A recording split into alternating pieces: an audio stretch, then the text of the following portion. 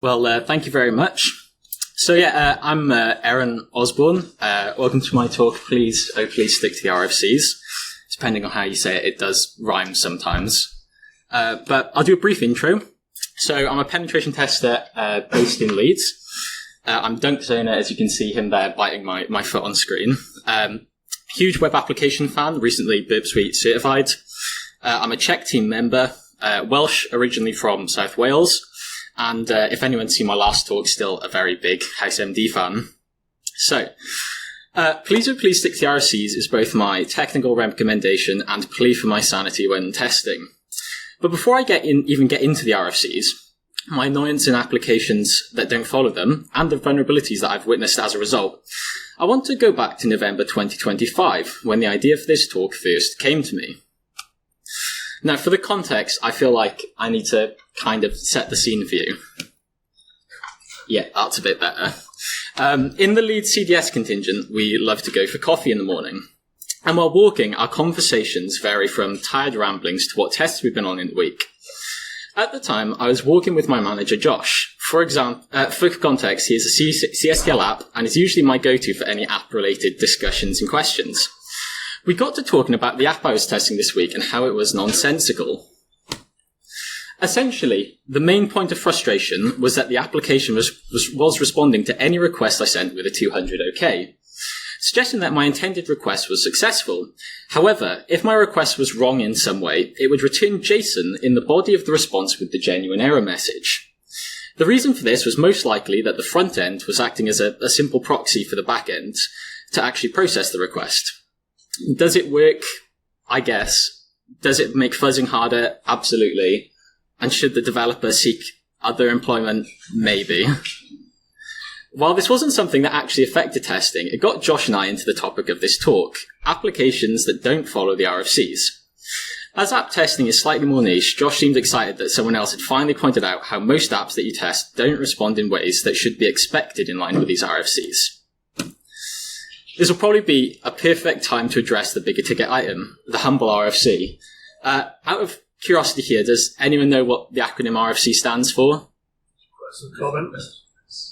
Exactly, yeah. RFC stands for Request for Comments. They're documents that detail the standards for how protocols work. They look like this, and before you ask, could any more of the budget be allocated to the design? No, it is simply perfect. Naturally, as humble web app testers, the RFC that is most interesting to us is that of the HTTP protocol. Now, once again, my colleagues are probably cringing at the thought of me ranting about HTTP 1.1, the specifications and such. Luckily for them, this is an informative and serious talk. Right, what will this talk entail? And more importantly, how will I keep you entertained while talking about RFCs? The answer is always examples/war stories. While this talk will be leaning on the side of quotes from these white papers, I'll also drift into applications that simply make no sense, as some of them are simply beyond the RFC's help. For the actual content, I'll start with my favourite RFCs, what kind of things are covered in them, and why sticking to the RFCs improve the consistency in applications and hence are easier to secure, and give you some tests I've conducted that were just too surreal in their design not to mention. When writing this talk, it was hard to narrow down which RFCs to talk about. So I decided to immediately retract my statement about not giving HTTP 1.1 related rants and start there. The current HTTP 1.1 RFC is RFC 9112, published in June of 2022. It heavily details how the HTTP 1.1 protocol should operate. So why is this interesting? Well, let's look at some examples. First, we have the content length and transfer encoding conflict. This is one of the more famous points of recent times in the RFC. Essentially, in HTTP 1.1, it allows you to specify the length of a request with either the content length or transfer encoding headers. The RFC tells us that if a message is received with both a transfer encoding and a content length header field, the transfer encoding overrides the content length. A large portion of request smuggling stems from this statement not being followed consistently across machines. Now that the obligatory request smuggling reference has been made, how about something that is a bit more grounded in regular pen testing? Host header discrepancies. The RFC states that a server must respond with a 400 bad request status code to any HTTP HTTP 1.1 request message that lacks a host header field, and to any request message that contains more than one host header field line or a host header field with an invalid field value. More on the invalid field value later. Now, from personal experience, this is very rarely implemented. A lot of applications that I test will just silently drop one of the host headers, or assume because it has interpreted it correctly that the next hop in the request's journey will. However, this attitude is what leads to host header related vulnerabilities. The reverse proxy may value the first instance of the host header, whereas the backend component which processes the request may value the last instance of the header, resulting in sensitive information being retrieved. Now, I could spend a lot of time going over RFC details, but that would take far too long and get a bit repetitive, so a rapid fire round felt more appropriate. So, RFC 5341 specifies the acceptable structure of phone numbers. From the graphic, you can see that there are optional parameters which many applications that implement phone-related functionality don't expect. Specifying parameters in the end could be an injection point for XSS or even manipulate the end destination for an SMS OTP. RFCs 5321 and 5322 specify email-related formatting. Some fun things to consider.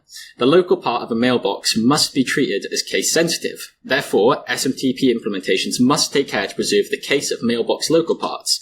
In particular, for some hosts, the user Smith is different from the user Smith. This means that bob@test.com with the capital and bob@test.com should be treated as different emails. Additionally, these are all completely valid email addresses. Bob with a comment in it, a space in between two quotations, and bob plus bob@test.com. As a side note, on email parser discrepancies, I highly recommend checking out Gareth Hayes' research on them. Very, very interesting. Now that we've seen some interesting examples, the question is, what was the common denominator? If you guessed parser discrepancies, you would be correct, especially relating to how they don't plan for a lot of these edge cases. So, why does sticking to the RFCs help improve application security? This is a loaded question, but I wanted to simply break it down into two sections for you. One, it removes the risk of parser discrepancies. If the RFCs can be agreed and applied between all components which interact in some way. Additionally, it stops vulnerabilities arising from edge cases that are less common, but still acceptable according to the RFC, which lead to exceptional circumstances, something that's even been flagged in the most recent OWASP. Now that you've seen some RFC content and heard me tell you the risk associated, I feel like it is only fair I share some cool tests that will both aid my points and question the integrity of applications in the wild. Recently, I was testing a very, very, very old application.